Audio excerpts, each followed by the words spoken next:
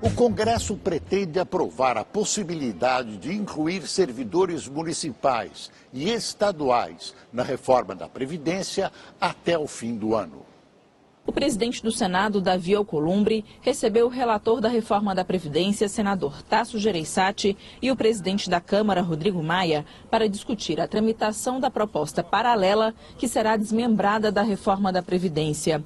O novo texto está dentro do relatório de Gereissati, que foi apresentado na última terça-feira. O texto prevê que os estados e municípios que quiserem aderir à reforma da Previdência podem enviar um projeto ao Poder Legislativo pedindo a inclusão.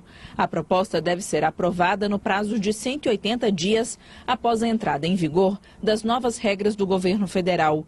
Se a aprovação for feita pelo Estado, todos os municípios passariam a aderir às novas regras automaticamente. A prefeitura que não quiser a adesão tem um ano para aprovar outro projeto revertendo a decisão. Segundo o relator, a inclusão dos servidores públicos estaduais e municipais na reforma da Previdência pode resultar numa economia de 350 bilhões de reais em 10 anos. Para garantir as receitas, para garantir estados e municípios, veja bem, estados e municípios representam mais do que as receitas.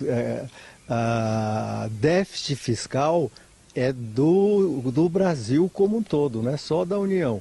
E só os estados e municípios significam a receita de 350 bilhões em 10 anos. O que nós esperamos é que não haja mais desidratação.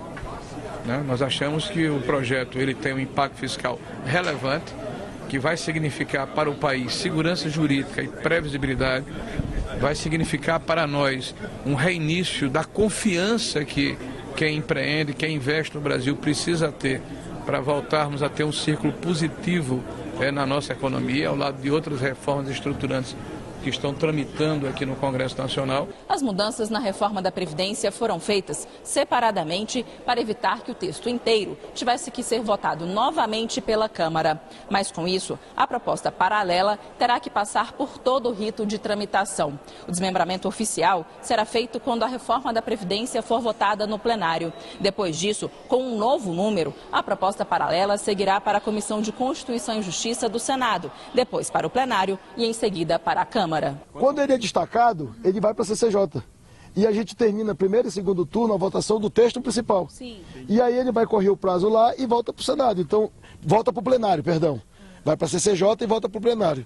Então eu acho que a gente conclui final de novembro e entrega para a Câmara dos Deputados. Se o texto for aprovado até novembro pelo Senado, o presidente da Câmara confia que é possível fazer toda a tramitação até o fim do ano. Olha, vai ficar no limite, mas eu acredito que sim. Acredito que a Câmara é mais demorada, tem mais parlamentares, mas também tem um regimento mais rígido.